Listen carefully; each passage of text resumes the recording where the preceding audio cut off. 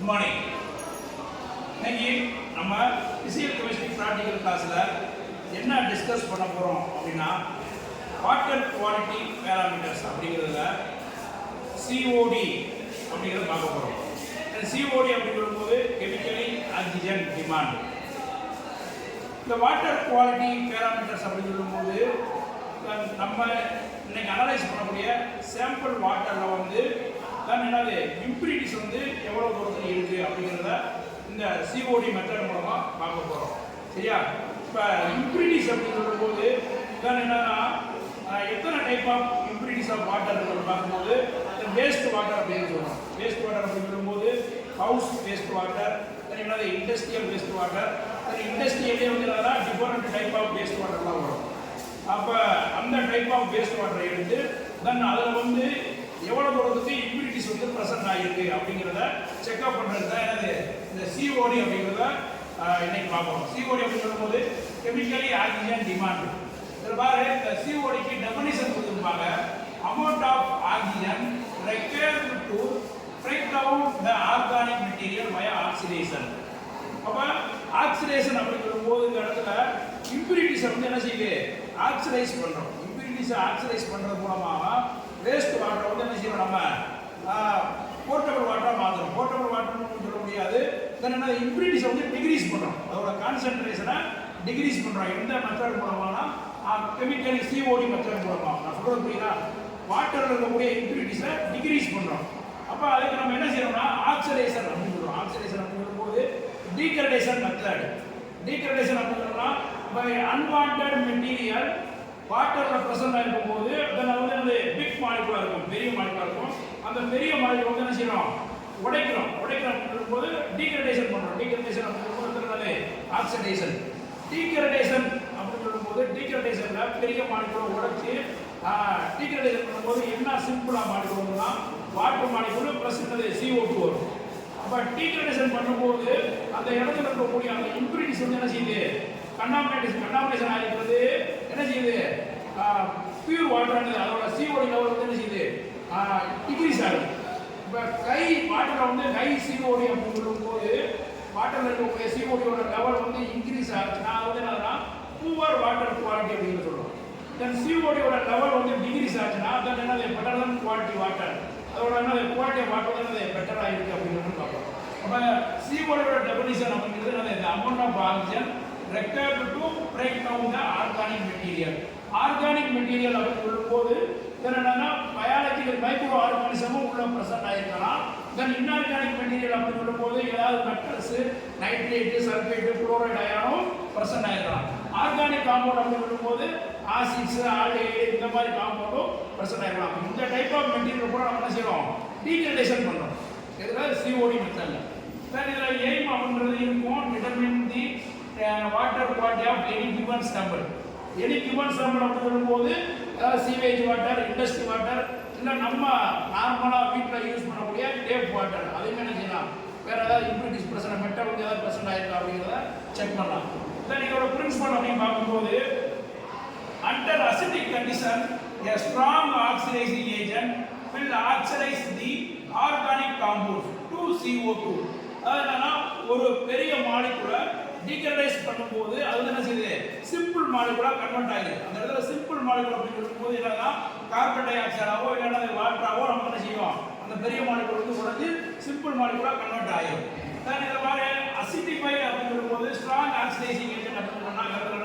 Strong oxidising agent அப்படின்னு சொல்லும்போது potassium டைக்ரோமேட்டை use பண்ணுறோம்.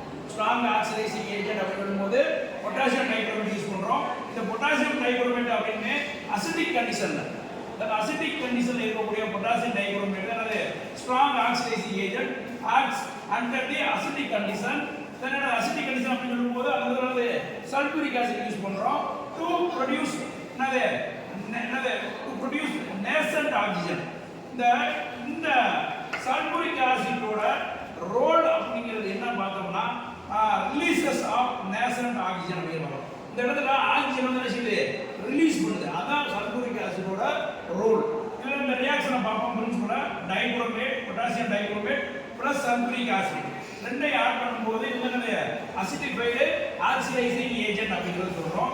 தென் என்ன கிடைக்குது இந்த இடத்துல பொட்டாசியம் சல்பேட் பிளஸ் குரோமியம் சல்பேட்டாகவும் வாட்டர் மாலிகுலாவும் ஆக்சிஜன் என்ன செய்யுது ரிமூவ் ஆகுது. அப்ப இந்த இடத்துல நம்ம பார்த்துருப்போம் எண்ட் பாயிண்ட் வந்து எப்படி கிடைக்கும்னா blue is green to red is brown அப்படிங்கிறது கிடைக்கும். இந்த இடத்துல கிரீன்ங்கிறது ப்ளூ இஸ் கிரீன் அப்படிங்கிறது எதை குறிக்கிறதுனா இங்க இருக்கக்கூடிய இந்த பொட்டாசியம் டைகார்பனேட் வந்து இந்த அயானிக் கண்டிஷனா மாறிடுது. அயானிக் கண்டிஷன் அப்படின்னு சொல்லும்போது குரோமியம் சல்பேட் அந்த மாறிடுது. அப்ப இந்த இடத்துல 1 மினிட் குரோமியம் சல்பேட் அப்படிங்கிறது இந்த இடத்துல அந்த நம்ம எண்ட் பாயிண்ட் கிடைக்கும்ல blue is green to red is ப்ரௌனா கிடைக்கும். நம்ம கிடைக்கக்கூடிய பாயிண்ட் இந்த இடத்துல அந்த green is blue is green அப்படிங்கிறது இந்த குரோமியம் வந்து என்னது அயானிக் ஃபார்ம்ல இருக்கு. அதுக்கடுத்து பாரு இப்ப அந்த அசிடிஃபைடு ஆக்சிடைசிங் ஏஜென்ட் எதை ரிமூவ் பண்ணுது அந்த நேசன்ட் ஆக்சிஜன் அப்படிங்கிற மாலிகுலை ரிமூவ் பண்ணுது. தென் அப்ப ஆக்சிஜன் இன்னொரு ஆக்சிஜனோட ரியாக்ட் ஆகி நமக்கு என்ன கிடைக்குது O2 அப்படிங்கிறது கிடைக்குது. அப்ப இந்த இடத்துல O2 அப்படிங்கிறது தான் எதை ஆக்சிடைஸ் பண்ணுது டீக்ரடைஸ் பண்ணுதுன்னா அன்வான்டட் மெட்டீரியல் வாட்டர் சம்பள பிரசன்ட் ஆயிருக்குல. அப்ப அன்வான்டட் மெட்டீரியல் அப்படிங்கிறது எதை சொல்றோம் வாட்டர்ல இருக்கக்கூடிய இம்பியூரிட்டிஸ் தான் நம்ம என்ன சொல்றோம் அன்வான்டட் மெட்டீரியல் அப்படின்னு சொல்றோம். இப்போ அன்வான்டட் மெட்டீரியல் அப்படின்னு சொல்லும்போது ஆர்கானிக் காம்பவுண்ட்ஸா இருக்கலாம், இல்ல இன்ஆர்கானிக் மெட்டல்ஸா இருக்கலாம், இல்ல மைக்ரோ ஆர் பயாலஜிக்கல் ரிலேட்டட் காம்பவுண்டும் வாட்டர்ல பிரசன்ட் ஆயிருக்கலாம். இப்படி இருக்கக்கூடிய இந்த இம்பியூரிட்டிஸை இந்த ஸ்ட்ராங் ஆக்சிடைசிங் ஏஜென்ட் என்ன செய்யுது ஆக்சிஜனை ரிமூவ் பண்ணி அந்த காம்பவுண்டை ஆக்சிடைஸ் பண்ணி தென் என்னது பெருசா இருக்கக்கூடிய மாலிகுல்ஸை சிம்பிள் மாலிகுலா நம்ம என்ன செய்யுது டீக்ரேட் பண்ணிடுது. இப்போ சிம்பிள் மாலிகுல் அப்படின்னு சொல்லும்போது இந்த இடத்துல என்னது CO2 அண்ட் வாட்டர் மாலிகுலாவும் வெளியேட் ஆகி வந்துடும். வெளியே என்னது டீக்ரேட் ஆகி வெளியே வந்துடும். சரியா? இப்போ இதுல இந்த COD measure the equivalent amount of oxygen that is required to oxidize organic compounds. அப்ப இதுல என்ன சொல்றோம்னா எவ்வளவு தூரத்துக்கு இந்த அமௌண்ட் ஆஃப் ஆக்சிஜன் ரிலீஸ் ஆகுதோ அவ்வளவு தூரத்துக்கு என்ன செய்யும் அங்க பிரசன்ட் ஆயிருக்கக்கூடிய அன்வான்டட் மெட்டீரியலை என்ன செய்யும் டீகம்போஸ் பண்ணுது. இது என்ன செய்யுது டீக்ரடேஷன் பண்ணுது. டீக்ரடேஷன் பண்ணுது. சரியா? அடுத்து பாரு இதோட யூனிட் அப்படின்னு பார்த்தோம்னா மில்லிகிராம் பெர் லிட்டர். இதோட யூனிட் நம்ம ரிசல்ட் லாஸ்டா கொடுக்குறோம்ல தென் எவ்வளவு தூரத்துக்கு அந்த இடத்துல அந்த ஆக்சிடைஸ் ஆகிருக்கு அப்படிங்கிறது எவ்வளவு அமௌண்ட் ஆஃப் ஆக்சிஜன் வந்து ரெக்குவயர்மெண்ட் எவ்வளவு செலவாகுது அப்படிங்கிறத கண்டிப்பாக என்ன செய்வோம் மில்லிகிராம் பெர் லிட்டர். இப்போ ஒரு ஃப்ரெஷ் வாட்டர் அப்படின்னு எடுத்துட்டோம்னா அதில் எவ்வளவு அமௌண்ட் ஆஃப் ஆக்சிஜன் ப்ரெசென்ட் ஆயிருக்குன்னா 8 மில்லிகிராம் பெர் லிட்டர் இருக்கும் ஃப்ரெஷ் வாட்டரில். சரியா? இதில் டேப் வாட்டர் அப்படின்னு சொல்லும்போது 8 மில்லிகிராம் டு என்னது 14.6 மில்லிகிராம் லிட்டர் இருக்கும் ஃப்ரெஷ் வாட்டரில். இதே டேப் வாட்டர் அப்படின்னு சொல்லும்போது 5 to 8 மில்லிகிராம் பெர் லிட்டர் வந்து என்னது ஆக்சிஜன் வந்து என்னது டிசால்வ் ஆகிருக்கும். அதனால தான் லாஸ்ட் கால்குலேஷன்ல அந்த 8 அப்படிங்கறத என்ன செய்வோம் ஆட் பண்ணுவோம். சரியா? இப்போ இதே மாதிரி இந்த பாயிண்ட் என்ன சொல்லிருக்கோம் CO2 ஓட லெவல் கையா இருந்துச்சுன்னா அது வந்து என்னது வாட்டரோட குவாலிட்டி வந்து ரொம்ப புவரா இருக்கும். தென் CO2 ஓட லெவல் வந்து லோவா இருக்கும்போது வாட்டரோட குவாலிட்டி வந்து என்னது பெட்டரா இருக்கும் அப்படிங்கறத சொல்லிருக்கோம். அடுத்து இதெல்லாம் பாரு COD அப்படி சொல்லும்போது தென் நம்ம லேப்ல பிராக்டிகலா பண்ணக்கூடிய ப்ரொசீஜர். இதுல first one preparation of standard Mohr salt solution. அப்ப இதுல ஸ்டாண்டர்ட் சொல்யூஷன் அப்படி சொல்லும்போது ஸ்டாண்டர்ட் சொல்யூஷன் நம்ம எதை சொல்லுவோம் ஸ்டாண்டர்ட் சொல்யூஷன் அப்படின்னா தெரியாத ஒரு சொல்யூஷனோட ஸ்ட்ரென்த்தை ஸ்டாண்டர்ட் சொல்யூஷனோட ஸ்ட்ரென்த்தை வச்சு என்ன செய்வோம் கண்டுபிடிப்போம். அப்ப இதுல ஸ்டாண்டர்ட் சொல்யூஷன் அப்படி சொல்லும்போது ferrous ammonium sulphate solution. Standard solution அப்படி சொல்லும்போது ferrous ammonium sulphate solution. Ferrous ammonium sulphate solution வந்து 250 ml ஸ்டாண்டர்ட் மெஷரிங் ஃப்ளாஸ்க்ல 0.05 நார்மலுக்கு ப்ரிப்பேர் பண்ணுவோம். அந்தோட அப்ப FES ஃபெரஸ் அம்மோனியம் சல்பேட் சொல்யூஷனோட ஸ்ட்ரென்த் வந்து நமக்கு என்ன செய்யுது தெரியுது. அப்ப நம்ம ஒரு சொல்யூஷனோட ஸ்ட்ரென்த் தெரியுதுன்னா அது வந்து நம்ம என்ன செய்யறோம் ஸ்டாண்டர்ட் சொல்யூஷன் அப்படிங்கறத சொல்றோம். இப்ப ஸ்டாண்டர்ட் சொல்யூஷன் அப்படின்னு சொல்லும்போது அது பீரோட் சொல்யூஷன். அது வந்து என்ன செய்வோம் நம்ம எப்படி மேக்கப் பண்றோம் அப்படிங்கறத அடுத்ததுல பார்ப்போம். அப்ப அந்த 0.05 நார்மலுக்கு ferrous ammonium sulphate solution prepare பண்றதுக்கு அதுக்கு தேவையான வெயிட் எவ்வளவோ அதை எடுத்துட்டு போனிக்கு SM ஆட் பண்ணிட்டு ஃபனலை வச்சு ஆட் பண்ணிட்டு தென் அதை என்ன செய்யணும் ஃபர்ஸ்ட் டிசால்வ் பண்ணும்போது 1:1 சல்பூரிக் ஆசிட் இருக்கும். அது வந்து என்ன செய்யணும் 10 ml ஆட் பண்ணி அதை வச்சு டிசால்வ் பண்ணிட்டதுக்கு அப்புறம் தான் வாட்டரை வச்சு என்ன செய்யணும் இந்த 250 ml ஸ்டாண்டர்ட் மெஷரிங் ஃப்ளாஸ்க்ல மேக்கப் பண்றோம். அது சொல்றது புரியும் நினைக்கிறேன். சரியா? அடுத்து டிட்டர்மினேஷன் ஆஃப் COD. அப்ப ஃபர்ஸ்ட் என்ன பண்ணிட்டோம் ஸ்டாண்டர்ட் சொல்யூஷன் ப்ரிப்பேர் பண்றோம். Standard ferrous ammonium solution prepare பண்ணிட்டோம். அதுக்கு என்ன செய்யறோம், ரெண்டாவது வந்து எஸ்டிமேஷன் ஆஃப் சிஓடி பண்ண போறோம். அதாவது நம்ம எடுத்துக்கக்கூடிய சாம்பிள் வாட்டர்ல சிஓடி வந்து என்ன செய்யறோம், மெஷர் பண்றோம். அதுக்கு ப்ரொசீஜர் பார்த்தோம்னா pipette out 25 ml of waste water. Pipette out 25 ml of waste water. இந்த வேஸ்ட் வாட்டர் அப்படிங்கிறத நம்ம நார்மலாக என்ன செய்வோம், ஏதாவது ஒரு இடத்துல இருந்து கலெக்ட் பண்ணி கொண்டு வந்திருப்போம். அப்போ அப்படி எடுத்துக்கக்கூடிய அந்த சாம்பிள் வாட்டரை என்ன செய்யணும் அப்படின்னா 10 டைம்ஸ் வந்து என்ன செய்யணும், டைல்யூட் பண்ணணும். 10 டைம்ஸ் வந்து என்ன செய்யணும், டைல்யூட் பண்ணணும். 10 டைம்ஸ் 10 ml போட்டிருப்பேன். என்னது 10 டைம்ஸ் வந்து என்ன செய்யணும், டைல்யூட் பண்ணணும். 10 டைம்ஸ் அப்படின்னா என்னன்னா 10 ml வாட்டரை எடுத்து 100 ml SMF மேக்கப் பண்ணணும். 10 ml சாம்பிள் வாட்டரை எடுத்து என்ன செய்யணும், சாம்பிள் வாட்டரை எடுத்து 100 ml SMF மேக்கப் பண்ணணும். 100 ml SMF மேக்கப் பண்ணணும். அதாவது 10 டைம்ஸ் டைல்யூட் பண்றது. அடுத்து அந்த சாம்பிள் வாட்டரோட நம்ம என்ன செய்யறோம், 25 ml standard potassium dichromate solution, அதாவது acidified potassium dichromate solution add பண்றோம். எவ்வளவு, 25 ml. 25 ml potassium dichromate solution add பண்றோம். இந்த பொட்டாசியம் டைகுரோமேட் சொல்யூஷன் அப்படின்னு சொல்லும்போது இந்த இடத்துல என்னது, ஸ்டாண்டர்ட் அப்படிங்கிறது வந்துருது. அப்ப இதோட நார்மாலிட்டி ஸ்ட்ரென்த் நமக்கு என்ன செய்யணும், தெரியணும். இப்போ இதோட நார்மாலிட்டி அப்படின்னு சொல்லும்போது 0.02 நார்மலுக்கு பொட்டாசியம் டைகுரோமேட் சொல்யூஷன் ப்ரிப்பேர் பண்றோம்.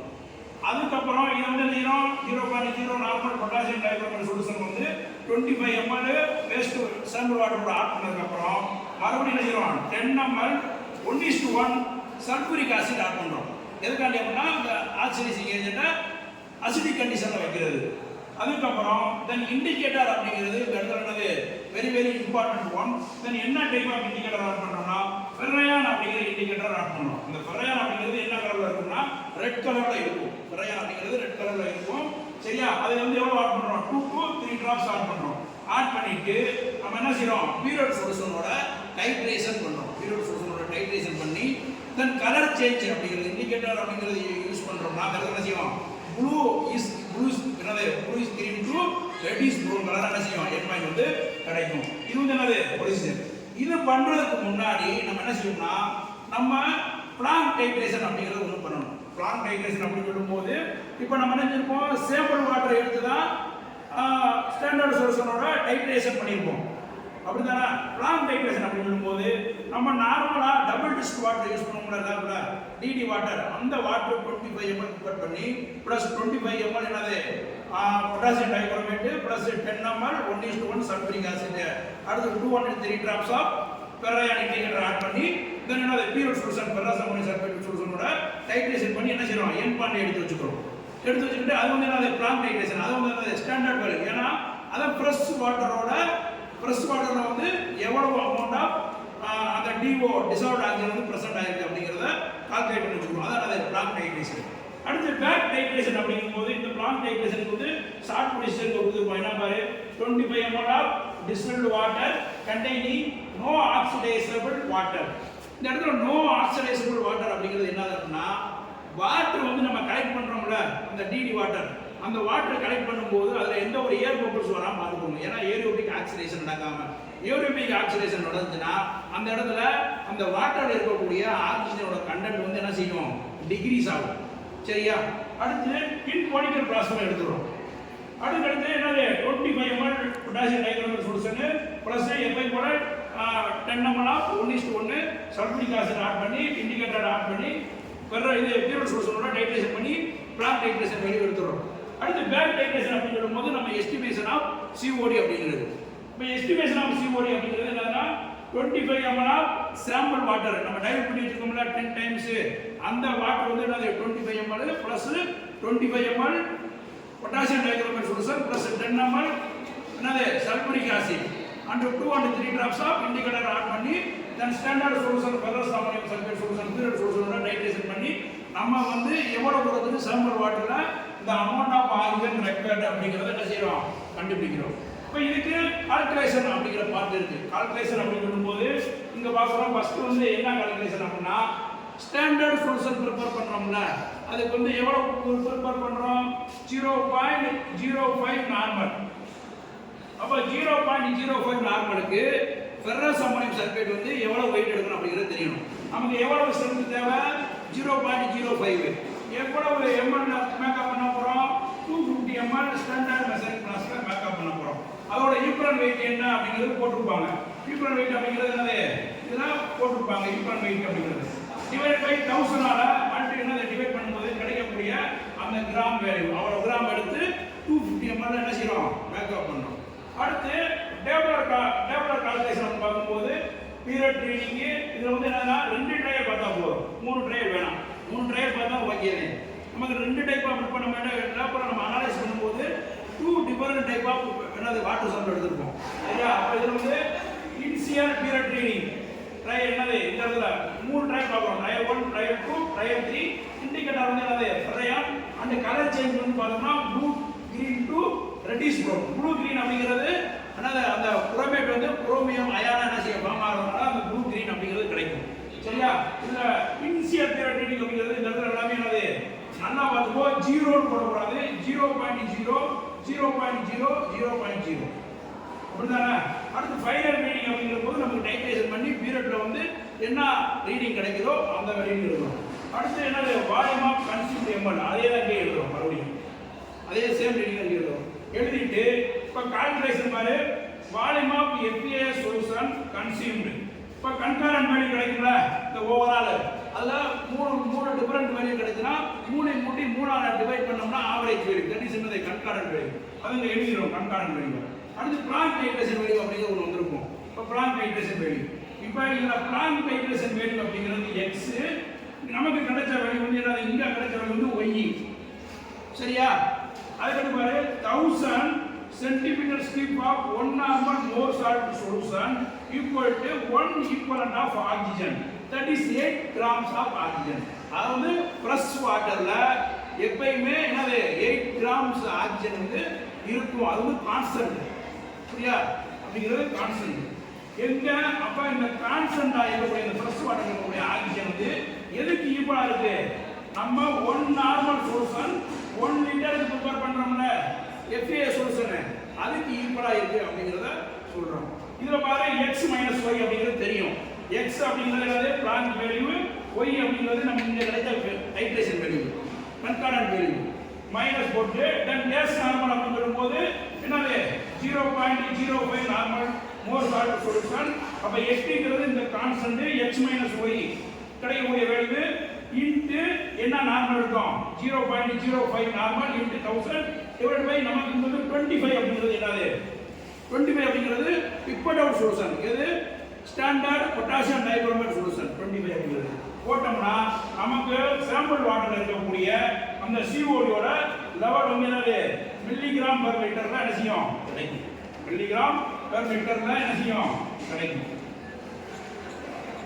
சரியா இது வந்து நம்ம இன்னைக்கு பிராக்டிகல் லேப்ல பண்ணக்கூடிய COD estimation of chemically oxygen demand of sample என்னது வேஸ்ட் வாட்டர் அப்படிங்கிறது பார்க்கலாம் இன்னி வந்து நம்ம என்ன செய்ய போறோம் அடுத்த பார்ட்ல பிராக்டிகலா பண்ண போறோம் ஓகே இப்போ COD அப்படிங்கிறத பிராக்டிகலா நம்ம வாட்டர் சாம்பிள் அதாவது வேஸ்ட் வாட்டர் சாம்பிள்ல அமௌண்ட் ஆஃப் COD ஓட லெவல் வந்து என்ன செய்யறோம் மெஷர் பண்ணி பார்க்க போறோம் பிராக்டிகல் மூலமா அப்போ ஃபர்ஸ்ட் வந்து இதுக்கு வந்து நம்ம வேஸ்ட் வாட்டர் எடுத்துட்டு அது வந்து என்ன செஞ்சிருக்கோம் 10 டைம்ஸ் வந்து டைல்யூட் பண்ணி வச்சிருக்கோம் 10 டைம்ஸ் அப்படி சொல்லும்போது 10 ml வேஸ்ட் வாட்டர் எடுத்து அது 100 ml SML வந்து என்ன செஞ்சிருக்கோம் பேக்கப் பண்ணி வச்சிருக்கோம் அடுத்து வந்து ஸ்ட்ராங் ஆக்சிடைசிங் ஏஜென்ட் அப்படின்னு சொல்லக்கூடிய பொட்டாசியம் டைகுரோமேட் சொல்யூஷன் பேக்கப் பண்ணி வச்சிருக்கோம் 0.02 நார்மலுக்கு அடுத்து வந்து 1:1 acetic solution of sulphuric acid வந்து என்ன செஞ்சிருக்கோம் ப்ரிப்பேர் பண்ணி வச்சிருக்கோம் அடுத்து ஃபெர்ரையான் இண்டிகேட்டர் அப்படிங்கிற ஃபெர்ரையான் இண்டிகேட்டரும் இங்கே வச்சிருக்கோம்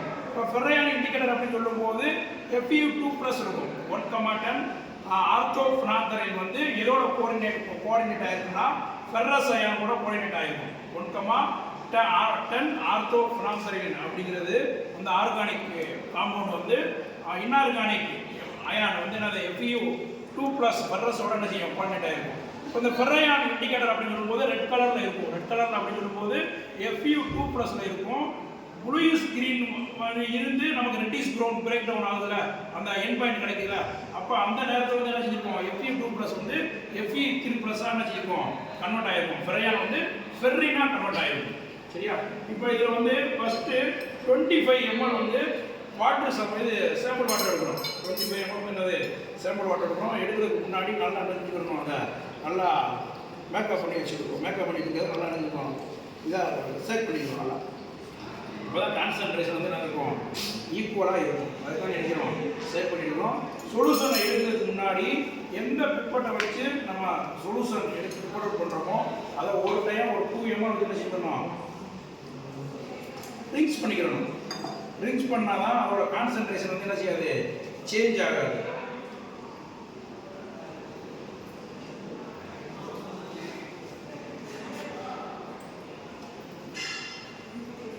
நம்மகிட்ட வந்து 25 ml பிப்பட் அவுட் இல்லை. அதனால் ஒரு 20 ml ப்ளஸ் ஒரு 5 ml பிப்பட் வந்து என்ன செய்யலாம், யூஸ் பண்ணுறோம்.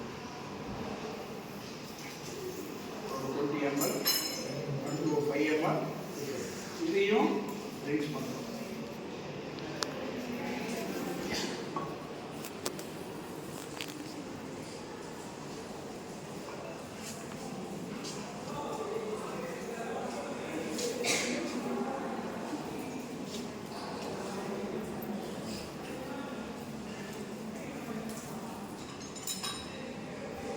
இப்போ சாம்பிள் வாட்டர் வந்து 25 ml பிப்பட் பண்ணுறோம்.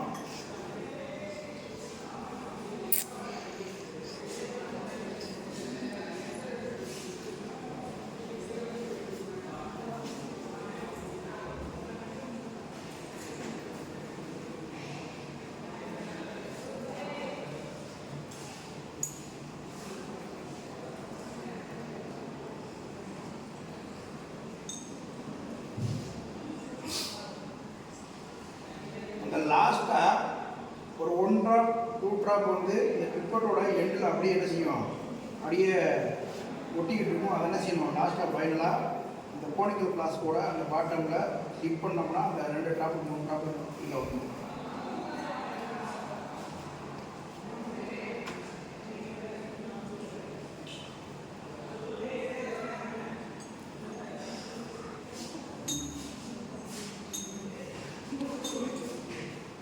பண்ணும்போது அதில் இருக்கிற 2 or 3 ட்ராப்ஸ் வரும்.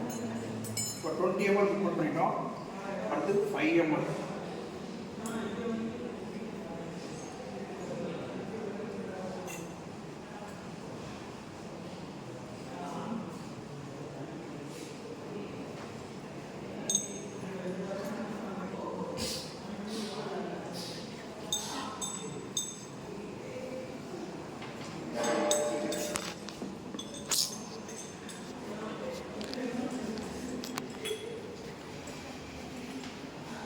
அடுத்து சாம்பிள் வாட்டர் வேஸ்ட் வாட்டர் எடுத்ததுக்கப்புறம் நம்ம என்ன செய்யறோம், ஆக்சிடைசிங் ஏஜென்ட் பொட்டாசியம் டைகுரோமேட்டை வந்து 25 ml பிப்பட் பண்ணி கோனிக்கல் ஃப்ளாஸ்கில் விடுறோம். 100 ml சேக் பண்ணி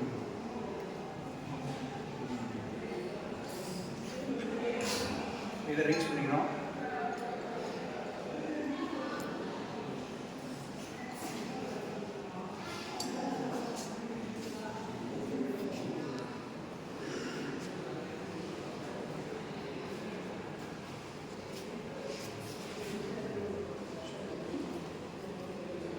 வாட்டர் பாட்டிலுங்க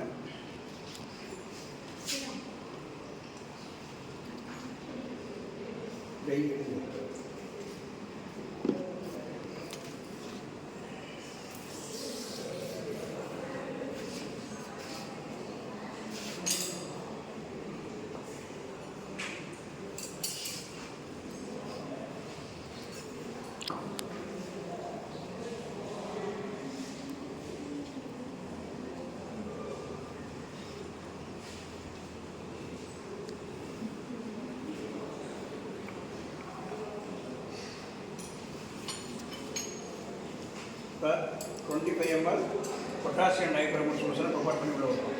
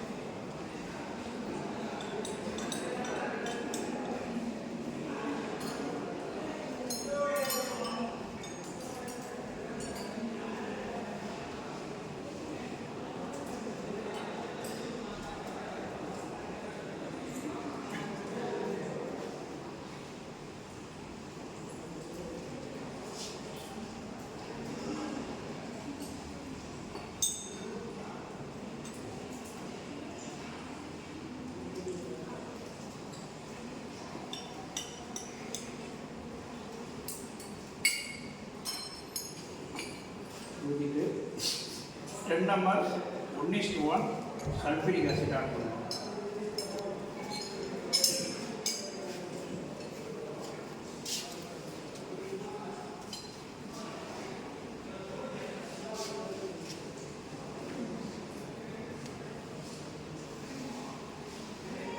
நம்மள அப்படி பண்ணும்போது ஒரு டெஸ்டிங் பலவை கூட நம்ம செஞ்சுக்கலாம்.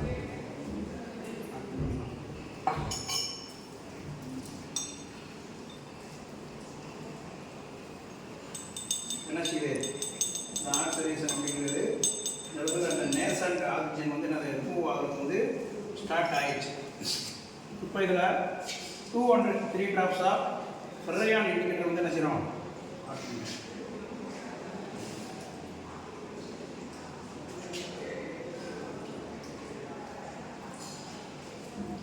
ட்ராப் ஆட் பண்ணிக்கலாம்.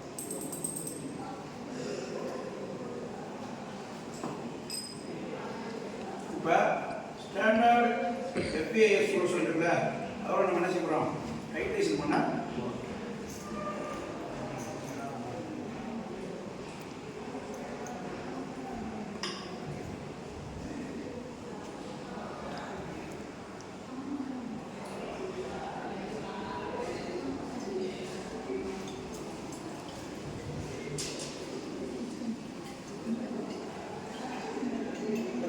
green அப்படிங்கிறது வரும்ல,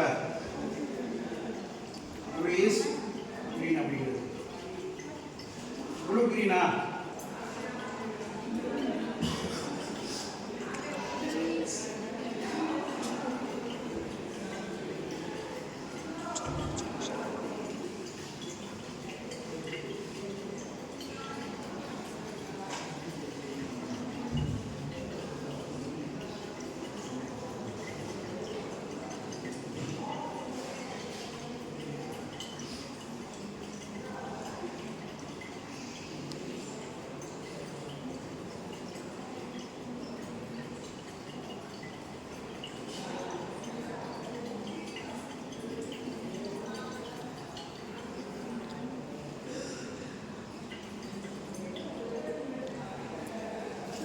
ஸ்க்ரீன் அப்படிங்கிறது